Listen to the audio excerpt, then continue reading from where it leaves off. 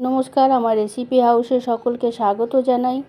একবার চিকেনের এই রেসিপিটা বানিয়ে খেয়ে দেখুন, বারবার করতে ইচ্ছা হবে।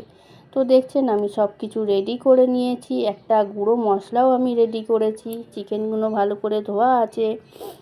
তো গুঁড়ো মশলাটা আমি করেছি গোটা গোলমরিচ, ধনে, মৌরি, জিরে, একটা শুকনো লঙ্কা আর কয়েকটা গোটা গরম মশলা দিয়ে আমি মশলাটা ভালো করে ভেজে ঠান্ডা করে গুঁড়িয়ে রেখেছি।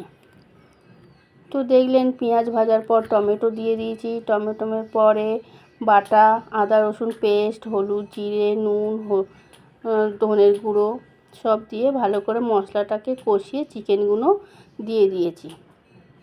চিকেন দেওয়ার পর ভালো করে কষে নিতে হবে, আর অবশ্যই গ্যাসের ফ্লেমটা কমিয়ে রাখতে হবে।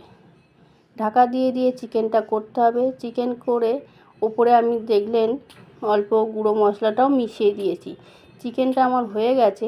এদিকে আবার আমি অল্প তেল দিয়ে কিউব করা কাটা ক্যাপসিকাম, টমেটো, পেঁয়াজটা অল্প নুন দিয়ে আর ওই ভাজা মশলাটা ছড়িয়ে একটু সামান্য ভাজা ভাজা করে নেব। নিয়ে চিকেনটা মিশিয়ে দেবো। দেখছেন কত সুন্দর দেখতে লাগছে।